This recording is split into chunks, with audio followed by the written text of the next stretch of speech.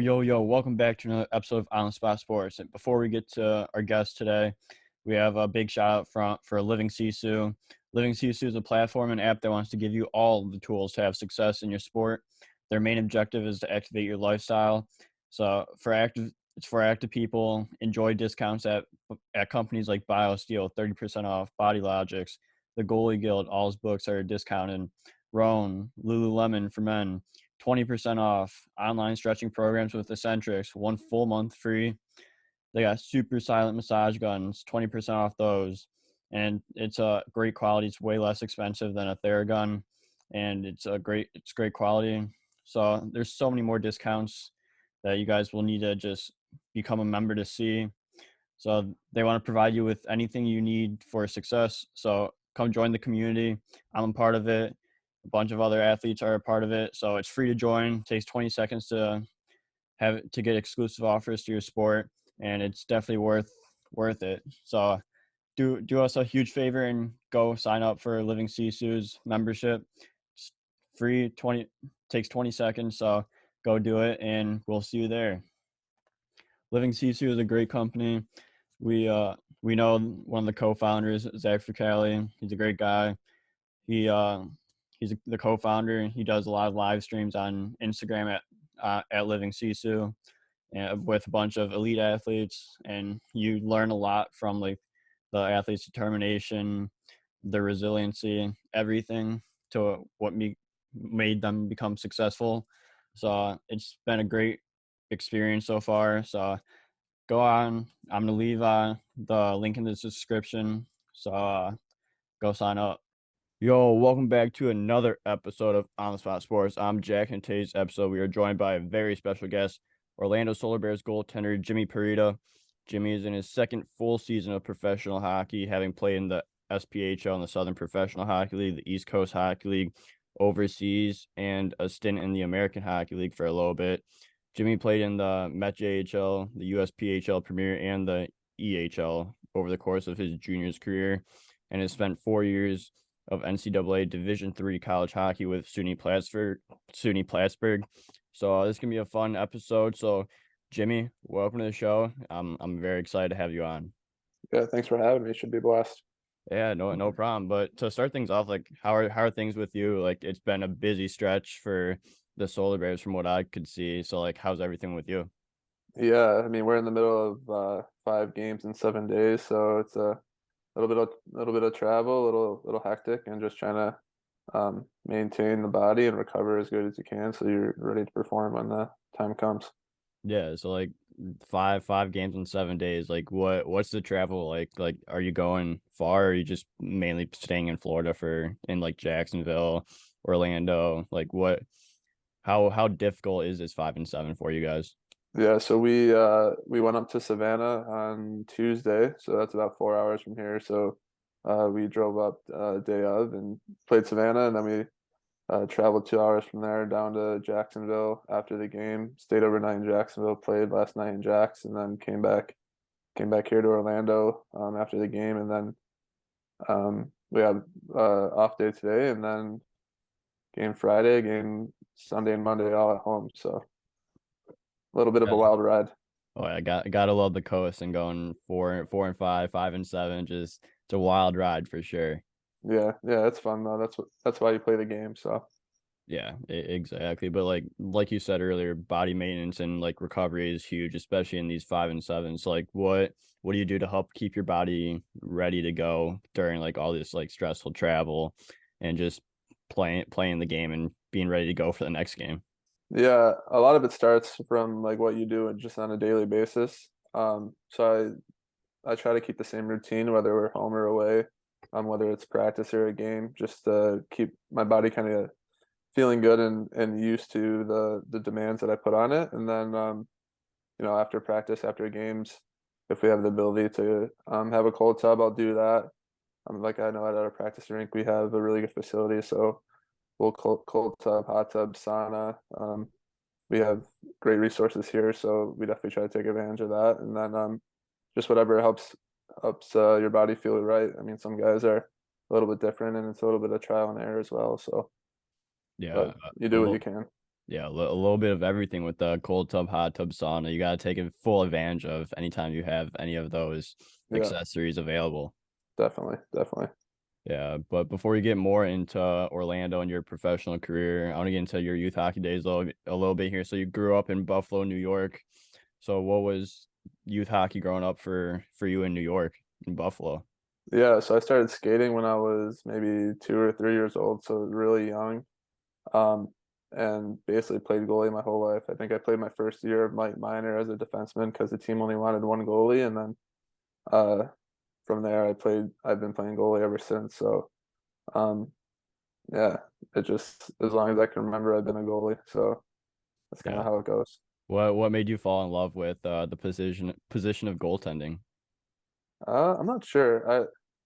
I know like my dad always tells me a story about how when I was learning to skate, like I would always just try to like skate to the crease and like just stand there. So like even when I wasn't even playing hockey, like it because I was so young, it was like just something about it. Um, I really liked it, and I know like growing up, I was a huge Sabres fan, so we had Dominic Hasek, and him and I actually share the same birthday, so I guess it's kind of fate that I was gonna end up in the crease as well. Yeah, that's awesome. Was Hasek like your go-to goalie and like you're one of the guys that you looked up to throughout your youth time? Yeah, he was, and then it transitioned to Ryan Miller, just because he was the next stud in Buffalo, and um, I guess pretty fortunate to have two of the greats right in our playing in my hometown. Yeah, Buffalo's all is like has two of the greatest goalies of all time in their careers for a lot of years. Like you Yeah, guys were definitely blessed to have goaltenders that are like Hall of Famers in yeah, like your time throughout growing up. yeah, and that definitely sh shaped me into whether whether I liked it or not. It shaped me into who I was today, which is good. Yeah, absolutely. But then you grew up throughout going out throughout youth hockey, you played AAA in 2013, 2014, and so for the Northern Cyclone. So what was that with growing up and then developing throughout like youth hockey all the way up until AAA where you really got looks from juniors and then even college teams? Yeah, so I played AAA my whole life, and then um, the the high school hockey scene in Buffalo had kind of taken a turn, um, and it wasn't as strong as it used to be. So after my junior year, I knew I kind of like wanted to pursue hockey and like get to the junior level. So I was fortunate to go to the Cyclones and play for their 18 AAA team and also for their junior team as well. And did that for 2 years in New Hampshire, um, and then from there I went and played for the Junior Rangers in Connecticut for 2 more years, and from there I went to school. So it was a good experience, and it was an experience that a lot of people don't necessarily get to have. I went to a different high school for my senior year, and then was able to transfer back home. So um, and met a lot of great people, a lot of great friends. So it was a really good experience that definitely would look back fondly on. Yeah, it's like what do you learn from those experiences? Just being able to like not work with the schooling and everything with the high school, and then playing hockey and just like trying to develop like be the best goaltender and the person you can be. Yeah, you definitely learn um, to be an adult from a young age, and really kind of have to focus on your own development and take that seriously. And whether that's you want to be the best goal you can be, the best person you can be, and you have to make a decision each day to do that. And um, especially at a young age, I was 17, going away from home, and um, I didn't necessarily have anyone that was looking out for me, and I had to take that responsibility and go forward with it. And I feel like I've done a pretty good job with that. So Oh yeah, absolutely. You just gotta take advantage of every day, whether that be to pursue your career and get better as a person, and just use every day to learn something new to help better yourself and better yourself as a person.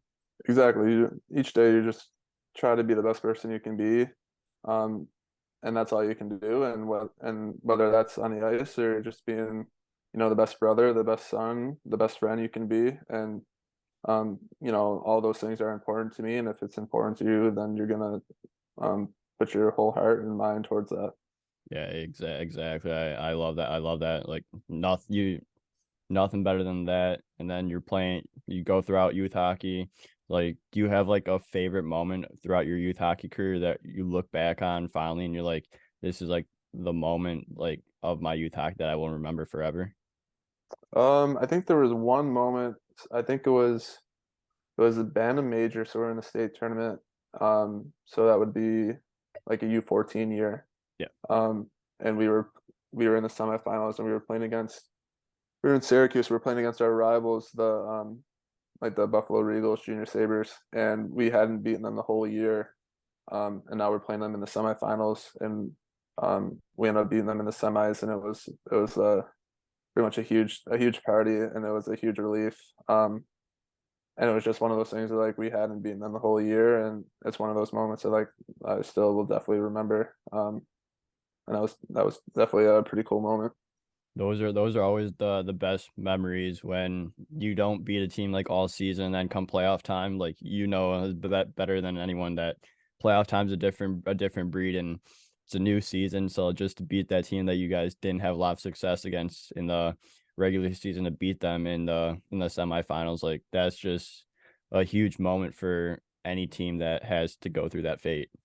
Yeah, yeah, it was definitely super cool. I mean, they came in probably expecting to win, obviously, and I think they were ranked pretty high, like in the country, and we weren't as high, but yeah, it was definitely a huge hurdle for us to get over, which was pretty cool. Yeah, absolutely. So then you finish your youth hockey and your AAA days where you go into the Met JHL and the EHL for the Northern Cyclones. Like, what was the process like to sign in juniors and get your eyes going on juniors? Yeah, I I was that person that sent out as many emails as I could, um, just to try to get a response, and a lot of times I didn't get a response, and sometimes I did, and when I did, I really tried to take advantage of that, and just so happened that their coach had come and saw me play in a tournament in Boston, and I had played really well, and we just kind of stayed in contact, and he'd offered me a spot, so I went out there and did that, and then after that year, they wanted me to go up to their um, junior A team, so I signed back with them, and even that year, like, and the coach had told me straight up, like when the season was over, he's like, "Yeah, when you came in, I expected you to be our third, and next thing you know, like you were our guy." So it's just one of those things where I was just able to take advantage of the situation and just put your head down and go to work and go from there. Yeah, and like those are like especially like when you hear that like you're gonna be their third and then you work your way up like that just means a lot and like how hard you work and everything and that you put in the work and the hours and like so like what do you learn throughout like that first year, especially like that transition period going from AAA to juniors and then going up to their junior A team the following year just to be able to stay consistent with your training and be the top guy.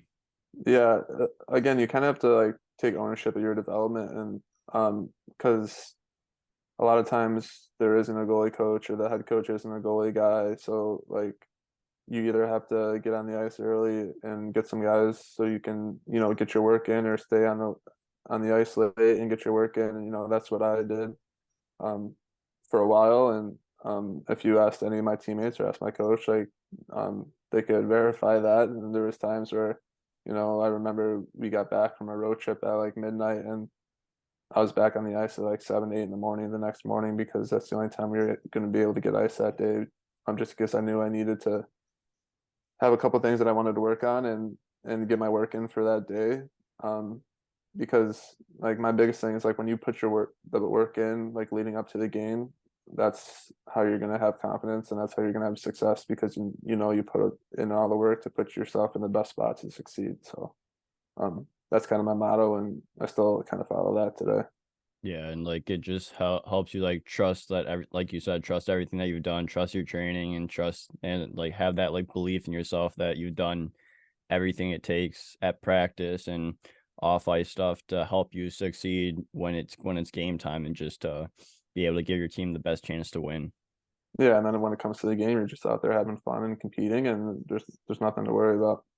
Yeah, and like off-season training is especially important, like especially as you go up juniors to college and especially in the pro levels. Like what do you do in the off season that helps improve what you had in the season prior to just help improve and increase the number of wins that you have the following year? Yeah, so for a while I've been working with Maria Mountain. So I know you've had her on the Yeah. podcast as well. So I've been working with her for probably 8 years maybe. Um, and so I still do her stuff during the season, especially off season as well. And we've created a really good kind of bond and program that I follow that just helps my body to feel good and also helps me to be the goalie that I need to be. Um, so, but yeah, like I don't skate a ton during the off season, especially when the season's over. Like I probably like this past off season, I didn't really touch the ice until August maybe. Just giving my body time to rest, giving my mind time to rest, and kind of worry about other things. And I just kind of worry about my time in the gym, and then when I get back on the ice, I'm rejuvenated and well rested and ready to get after it.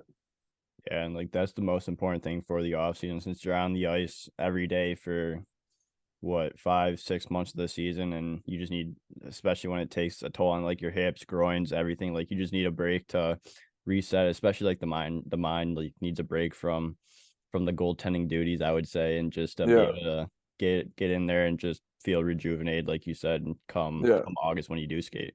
yeah. Because then by then you're excited to get back on the ice, and by then you've put in a ton of work off the ice, and now you kind of want to see like what all that work has transitions to on the ice, and you feel quicker and you feel ready, and um that's a really exciting time of the year is when you're getting back on the ice because now you're itching to get ready for the season. Yeah, exactly. And like I've seen Maria Mountain's videos too, and like when you were doing like resistant band training. So like what is the importance of doing the resistant band training like on the ice to help with conditioning? Uh, yeah. So she had me and Apps up to shoot a video and do a little training, and that was actually the first time I did that, and um, that was tough. I don't know if I'd actually want to do that again because she had put me through that pretty hard and a little bit more bang for my buck than I wanted, but yeah, it was fun and something that I hadn't done before, and um, yeah, if she offered me to do that with her again, I'd take her up on it, but it was tough. Yeah, it's always a bagger when that happens. I did resistance band training on the ice the other day and my legs are still sore. Like it's so Yeah. tough. Lot tougher than you would expect. Yeah, for sure. And especially when you're doing some of that stuff, you start using muscles that you didn't even know were there, and that's when it starts to burn for sure.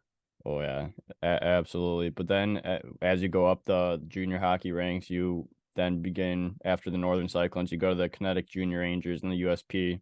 So what was the transition like going from the Eastern Hockey League to the USP?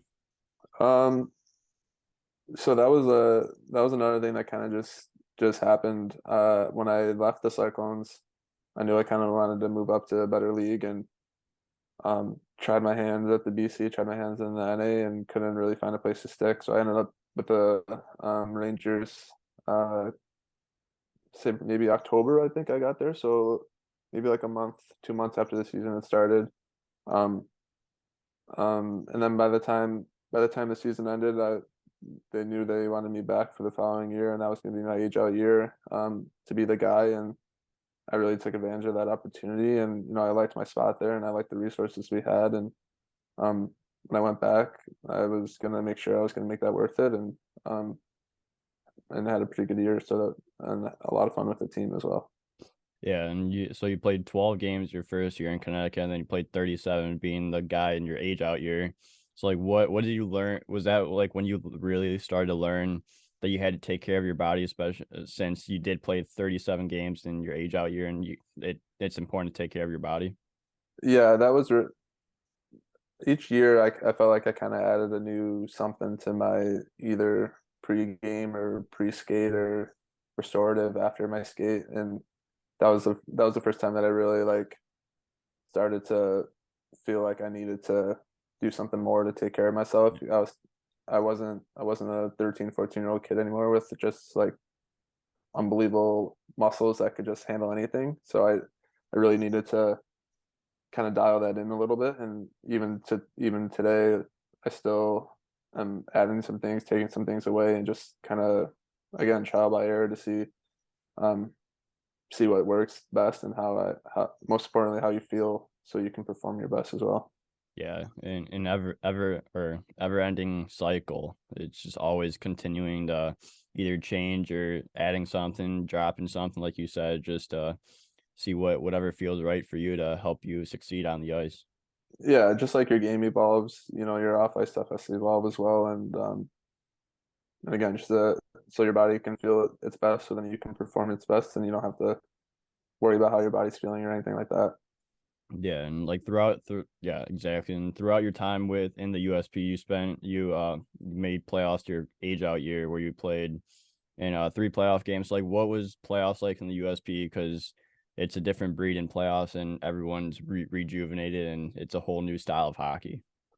Yeah, that was tough. I feel like we kind of went in there a little bit shorthanded, just in terms of I think we were dealing with a couple injuries, and um, again, it was one of those things where like we were we were excited to be there, but we had some work to do, and um, unfortunately we weren't able to win that first series. But we went to 3 games, and I remember playing against Syracuse those games. It was a battle, and they really took it to us, but you know we were pretty resilient, and again we had a pretty fun group to be with, so like we enjoyed our time, and we were putting in the work, and just unfortunately we didn't get the bounces go our way, but it was a lot of fun, and something we would all look back on fondly for sure. Yeah, and like when you do have a team that like is ready for the playoffs, but like you have like some injuries that happen, like what do you learn from a challenge like that, especially in a time like the playoffs when like everyone gives a lot more than anyone knows that they have. Like there's always something more that you can give to the game. Yeah, yeah. I think I kind of wish it wasn't my age out year and that I was back again, because you do learn about some things about the guys, and wish you could build off that. And unfortunately, obviously, I was going to school the next year, so I wasn't able to kind of keep that momentum going or build off of that. But um, we had guys that were like first year players, and the next year with the junior Rangers, they were like the captain of the team. So it was like one of those things that like they evolve throughout the year, and you kind of learn a lot about them, especially when it comes to playoffs. And um, like I said, I wish I was able to kind of keep that momentum going, but that's just how she goes sometimes. Yeah, exactly. And you start a momentum going into the college game the following year where you commit to SUNY Plattsburgh where you play 4 years of NCAA Division III college hockey there and played 16 games your first year, 21 games your second year, 24 games your third year. It's like throughout like to actually first thing, like what like was that commitment process like to go to SUNY Plattsburgh? Um, I, it was interesting because obviously everyone has that goal that they want to go Division 1. Um, but as I went through juniors and I kind of matured a bit, I realized that the most important thing was like the experience, and what you were looking for. And so I visited a couple Division 1 schools, and that didn't necessarily work out. But when I committed to Plattsburgh, like one, I knew it was a state school, so that was going to be a little bit better for my budget. Two, um, they had an unbelievable program, historic Coach Emery, that was there for 30 plus years, like over 600 wins. Like he's an icon. Um, and I had been told by people that Plattsburgh was like the mecca of D3. So like obviously if I had a chance to do that, um, why wouldn't I?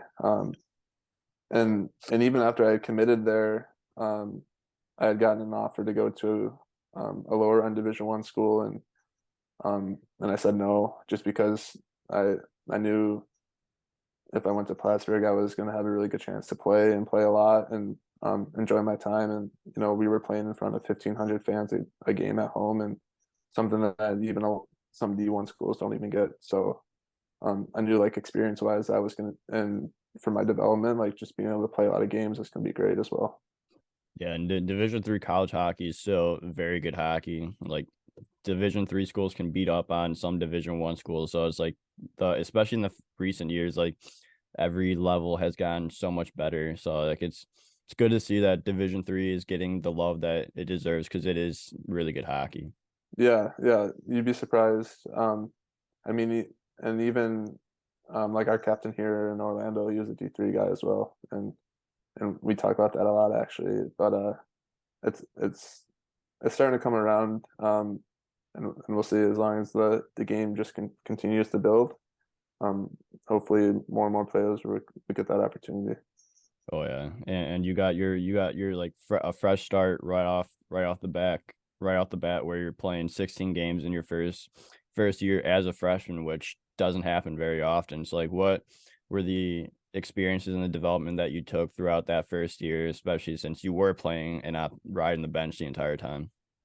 Yeah, so when I went in, it was me and another freshman, and for the first half of the year, we were basically kind of just switching off every other game, and towards the end of the season, I think I ended up playing like 10 of the last 11 games and kind of went on a roll, and never really looked back, um, and that's kind of when I knew like like this could be something special, and my development could be really good if I continue to do the right things the right way and take advantage of that opportunity. And I was able to do that and make some changes to my off season and get myself ready to go, and that's what I really did, and came back my sophomore year, um, probably in the best shape of my life, and was ready to get after it. Yeah, and that second year especially, you posted a 1.88 goals against average in 21 games, going 11-8-1 with three shutouts. Like, what helped you succeed? Was it just the momentum from that freshman year to help you keep going, and then change those things that you needed during the offseason to help you be successful that second year? Yeah, that and just just getting a little bit more comfortable with the style of play, and understanding that like each game is huge in college hockey, especially at the D3 level. You only play 25 games, um, and each game is basically a playoff game, just for seeding, and especially in the SUNYAC, like SUNYAC is a super competitive conference, so it's important to really not take any game lightly, and um, when you work hard all off season, and just to like for me get the chance to play like what it was like 20 games, like you work hard every single day in the off season to play 20 games, like you have to make sure you're up for that and ready to go. Yeah, so, like, throughout your 4 years of college hockey, like, what would you say is, like, the pinnacle point of your college career that you're like, "This is the year where I developed the most and learned the most, and, like, it really helped me succeed and go, like, have a chance at professional hockey." Definitely like that sophomore and junior year, like so senior year got canceled because of COVID, so so I really only ended up playing 3 years. And but the sophomore and junior year, like especially the junior year, like I had coming off a really strong year and had like super high expectations for myself, and I'd be the first to say that I didn't really live up to my expectations, and I still had a pretty decent year, but not necessarily what I wanted. But it was a growing year for me, like definitely mentally, just being able to kind of grind through it and continue to push forward and wake up every day ready to go and get after it and not necessarily dwell on the past. And we had a super young team that year, so hopefully I was able to make an impact on the guys and leave the program in a little bit better spot than how it was when I got there. Yeah, exactly, and I like how you brought up the mindset part of the game too, because it is such a big factor in the world of goaltending is the mindset and how it's like a lot of it's just mental because you have to stay that even keeled throughout the entire time. Like if you let your emotions get the best of you, it could like you could start giving up goals or your emotions come out. It's like how important was that mindset to learn from and just to be able to stay even keeled? Yeah, and that you put it right, like, and that's still something that I would say was always kind of my weakest point. Not necessarily saying I was like bad mentally or Yeah. weak mentally, but it was just something that I always knew could be better. Um, and I was able to really kind of take advantage of that, especially this off season. Um, I had met with a coach that I was coaching with in the summer. His name's Art Ray, and he was a Division I goalie, played a little bit of a pro, and now he's like a mental skills coach and works for, I think he's the goalie coach with the Lincoln Stars actually. But him and I really got off together on the right foot, and he's been working with me a little bit throughout the year, and really changed the way I kind of approach my in game emotions and how I can best be ready to for anything really.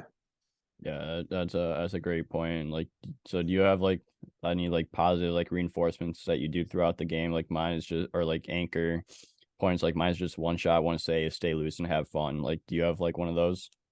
Um, my thing is I kind of just like try my best to stay like just connected with my breath, and I'll like look up at the board and see how much time is left in the period, and like if there's 9 minutes and 20 seconds left, it's like I'd be like, all right, 9 minutes and 20 seconds of hard work, here we go, like, and then it's just kind of like it just kind of like gets me centered on like on the game and being present in the moment, and that's the biggest thing for me is just staying present and kind of having that like that mindfulness that everyone tries to achieve. And I don't know if I necessarily ever do, but that's the pinnacle is, and what I try to get to is just being just present in the moment, connected with my breath, and um, like that's really kind of how I approach that.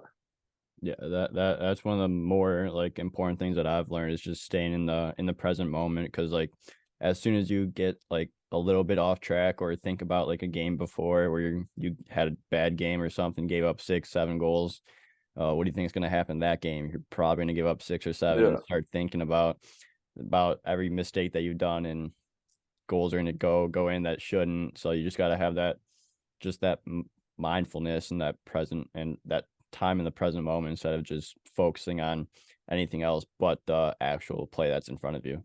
yeah, and like and the puck has no memory, so the like whether it was the day before, the game before, or the shot before, like um, and that doesn't necessarily have any effect on the next play. So as long as you can kind of remember that and just keep moving forward, and as long as you're working hard and staying present in the moment and just trying to enjoy yourself, then you're gonna have set yourself up for success. Yeah, exactly. That's all that it takes. But then like you said, your senior year gets canceled due to the pandemic and everything, and you find yourself going over to Finland to play, and where you played 5 games and 1 playoff game. So what was it like going overseas, especially since it would have been your senior year, and like you decided to go overseas to Finland? Yeah, so when my season got canceled, I knew that I wanted to try to pursue pro, and I knew like the best opportunity I would have is for the following year is if I was able to play games this year. Yeah. And when the season got canceled, like again, I started sending out as many emails as I could, and from a old teammate from my first year of juniors, he ended up being friends with a friend who was the coach over there, and somehow, some way, I ended up playing um over there in Finland. And when I got over there in January, and like the resumption of the season didn't start again until February. So I was kind of over there for a couple of weeks without playing, and then unfortunately we were only able to play. I think we played 6 games left of the regular season, and then playoffs. But it was a super cool experience for me to kind of learn a little bit about myself again, and also learn about the Finnish culture. And it was a great life experience for sure. Yeah, so like what is the culture like over there, and especially since you're coming from North America to a completely different country that you have no idea about. It's like what is it about Finland that like you like got used to and like learned a lot from their culture? Yeah, the first thing that hit me was how much everyone walks places. So it's like there'd be so I was pretty up north, and like so obviously there was snow the whole time I was there, and um like the walking paths and the sidewalks would get plowed like before the street did. Like, and that was just Oh, like that was their culture, like yeah. everyone's like still like riding their bike even though it's like minus 20 degrees outside. And so like that was kind of cool to see, like for me, like being in the US, like if I don't have my car, like, and I need to go to the gym, like I'll wait till, my parents get home or whatever, and then I'll take their car, even though it's a 10-minute walk, maybe 15-minute walk. But Finland, I was walking 20 minutes to the gym, and that was just the way of life. So like that was kind of the biggest thing for me, and I thought that was super cool. Yeah, that's funny that like the sidewalks were plowed before the streets. Like you wouldn't like in North America, the streets are plowed and it's just snow on the Yeah, sidewalk, so you can't a walk. hundred percent. Yeah, it was pretty wild, and it's like there's walking paths going like through this that takes you like over a That's bridge to the sick. city and stuff like that. So it was pretty cool.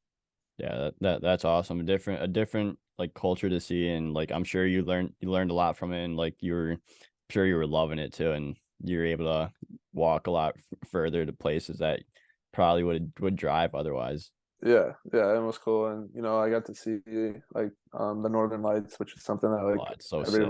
everyone wishes they could see, and it was something that like me and my roommate from Latvia, we were kind of stalking and trying to see if like the forecast is right that day, and we were like, all right, we gotta go, and we like it's kind of was a little bit of luck, but it was pretty cool. Yeah, that's awesome. So like obviously like the North American, the European style game is different. It's like what did you learn from going from North American ice to Finnish ice? Yeah, like they're definitely a lot more creative in their plays, and definitely a pass first mentality as opposed to a shot first mentality. Um, and the biggest like shock to me was like the first game I'm playing, we're going through like warm ups, and the guys come down 2-on-1, and in the U.S. like if you pass, like everyone's looking at you like, what are you doing? Like you're supposed to Yeah. shoot, like shoot on Hmm. goal, and every single guy there pass across crease, literally every rep, and so I'm just like, oh, like just trying not to pull my groin out there, like Yeah. like this is warm ups, and we're making cross crease plays every single time. So like once I kind of realized that, I kind of adjusted to it, but that was like the first thing. It was like 5 minutes into me playing over there. I was like, all right, like I got to get used to this. Yeah, you probably have to play a little bit deeper in your net than you would like. Yeah, I was just standing there hoping to get a couple shots to the pads, a couple shots to the glove, and next Nope. thing you know, I'm making split saves across the crease. Yeah, wild times, but you learn from those experiences to just adapt to whatever situation you're brought upon. Yeah, exactly, exactly. Yeah, but then you go into last year where it's your first official like full pro season where you start the year with the Knoxville Ice Bears, and you traveled quite a bit during that year when you went to Knoxville. Then you got the call up to the coast with the Worcester Railers and Tulsa Oilers where you also got a little cup of coffee in the American League with the Syracuse Crunch. So like what was that first full season of professional hockey like? Yeah, it was definitely a wild ride, and um, everything kind of like you would expect. Playing for all those teams, driving across country twice. So I actually went to Knoxville, went up to Worcester, uh, went to Syracuse for a bit, back to Worcester, go to Tulsa, go back to Worcester, and finished the year in Knoxville. So I put some miles on the car, but it was a really cool experience, and um, it was a lot of fun, and it definitely had me ready to go for the next year. Like just especially getting that taste in the A, and having a little bit of success in the coast, and um, it just kind of grew that desire a little bit more to make sure I was ready to go for the following year. Yeah, and like when you were with Knoxville, you finished the year 14-2-1. So like what helped you become so successful in the SP that you were able to get these call ups to the coast and even the American League? I think it was just taking advantage of the opportunity, and just like again like staying present in the moment. Like if you were for a while, I was like worried about like who was getting called up or where my opportunities were going to come, and then when you just kind of realize that like if you take care of business, like good things are going to happen. So again, you just kind of have to worry about your development, worry about yourself, and obviously be a great teammate, and be a team guy, but at the same time, like you have to make sure you're taking care of yourself the best way you can as well, so that you're ready to perform, because that's ultimately what's going to allow you to get called up. So you learn a lot from those experiences, especially like with like not worrying about when you're getting called up, where other guys are going, and just being able to focus on yourself and play your game. Because if you're playing your game and doing the work, like you said, you're gonna get noticed and you're eventually gonna get that call up. Yeah, that's exactly it. And at the beginning of the year, every day I was like checking transactions and seeing what was going on. And then it was funny, like I literally was like, all right, I'm not doing this anymore. And then like 4 days later, I ended up getting called up. So it's just like it was kind of just one of those things where it's like it just like reaffirmed that like if you just kind of like take care of your business and let everything else happen, like everything kind of happens for a reason, and just kind of go with the flow and take it day by day, and that's really all you can do. Yeah, exactly. I love the term just go with the flow. Just do whatever you can today to get better, and everything else is gonna take care of its own. Exactly. So how excited were you to get that first ECHL call up to Worcester after everything that you're like, I'm not gonna look at the transactions anymore or anything like that, and to finally get that call up when you weren't expecting it. Yeah, yeah, it was pretty cool. And so then they flew me out on a Wednesday, and actually when I got to the airport, my bags didn't make it. So I was at the airport without anything. And luckily, and I'm like thinking to myself like my contacts are in my bag, like Yeah. I'm gonna have to practice tomorrow and I don't even have my contacts. Like how is this gonna work? And luckily I was able to get my bags to me by the time practice came around, so I was all right. But it was definitely kind of a again something out of my control. You try just to go with the flow, and so I was able to get my stuff and ready to roll. And then we had games Friday, Saturday, and right away I was playing both games. Um, so it was cool to kind of be thrown right in and sink or swim basically. Yeah, and like of course, like you get to the airport and your bags aren't there. Like the stress that everything's already causing even adds even more stress. Like you're like, really, this has to happen. This is a wild Yeah, story. yeah. And then so um, the one of the guys from the team, Cam, he was the play-by-play guy and also kind of like the hockey ops guy, and he's like picking me up at the airport, and he's texting me like I'm here, and I'm like, yeah, I'm here too, but I'm still waiting on my bags to come out. And he's like, okay. And then 10 minutes go by, and he's like, anything yet? And I go, nope. And he goes, all right. And then half hour later, I come walking out with basically nothing. He's like, so we're doing this, huh? And I was like, yep. So it was pretty funny, pretty crazy. It wasn't funny at the time, but looking back on Yeah, it now, we can laugh about it. yeah, exactly. And then to get thrown into the fire of things, like just to get those two games right away, like what was that experience? Because like personally, like I love getting thrown in the fire because it's like you don't have time to think or anything. You just get thrown in. You just got to play your game. So like, what were those two games like for you? Yeah, again, it was kind of one of those things that like if if it was a couple years earlier, I'm not sure how I would have handled it. Yeah, But having really worked on kind of my mindset and just being in that positive frame of mind, like I was like, yeah, like here we go, like this is what you've been working for, like go have fun. Whereas like in the past, maybe I would have been a little bit anxious or nervous, like oh, like I've only been here for a day, am I ready, blah blah blah. But it's like no, like you did all the work, like here you go, like it's go time. enjoy it and go work for it. And now the real work starts. So yeah, we traveled up to Maine, and we ended up losing 3-2 that first game, but I think I had like 38 saves or 39 saves. Like I played pretty well, especially for my first game. And then we played them again at home that second night.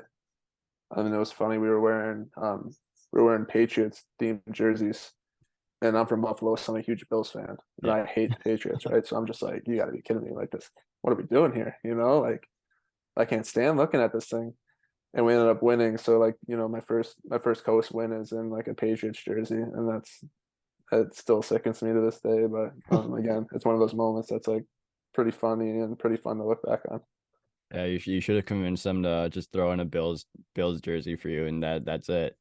Yeah, maybe if I was there longer than 2 days, maybe I would have been able to work something out. But yeah, it was pretty funny. Yeah, maybe. But then you perform well in Worcester, get a call up to Tulsa, go back to Knoxville, like you said, and then you eventually get an AHL call up to the Syracuse Crunch. So, like, what was that AHL call up like, especially since you were down the SB earlier in the season?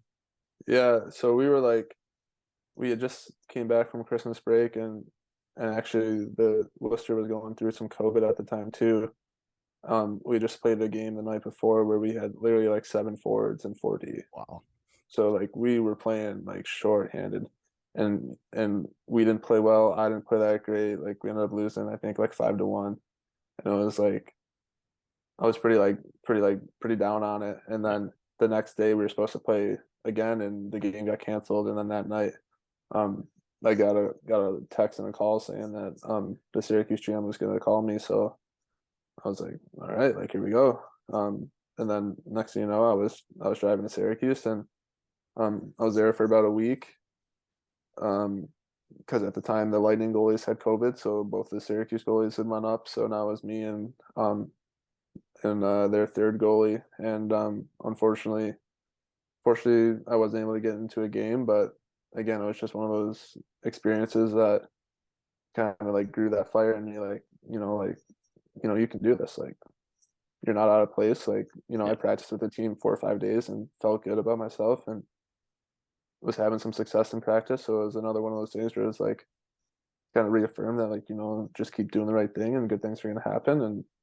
Um and again, it was a great opportunity which I was super grateful for, and hopefully get back there at some point. Yeah, and like just to be able to experience what it's like to be at an American Hockey League level, like it's crazy. Like so like what was the biggest thing you learned about like the speed of the game and like how the game is played at the AHL level? Yeah, it was pretty cool. Like that's when it really felt like real. Like these guys were had a lot of NHL games, a lot of AHL games. Like guys that you've actually like heard of before. And like just to be on the ice with them was a cool experience. And then to be able to like I said, I was playing pretty well in practice, and felt in the right spot. So it was like I wasn't out of place or anything like that. So like again, like reaffirmed that like keep grinding, and things are gonna happen. And it was cool to see like how the game evolves from level to level, Yeah. and kind of experience that all in one year was pretty cool as well. Yeah, and it's always nice when you go somewhere new and you don't feel out of place and you're actually having some success at practice. Like it just makes you believe that like just like you said, keep grinding, keep working, you could eventually get to this level to stay full time. Yeah, exactly. 100% that's exactly what it was. And um it was a lot of fun. And again, that was only 2 hours from my house, so it's one of Yeah. those things where it's like, if, like find your way back here again, and you're playing a home game basically. Um, that would be really cool, and if we keep working, see what happens.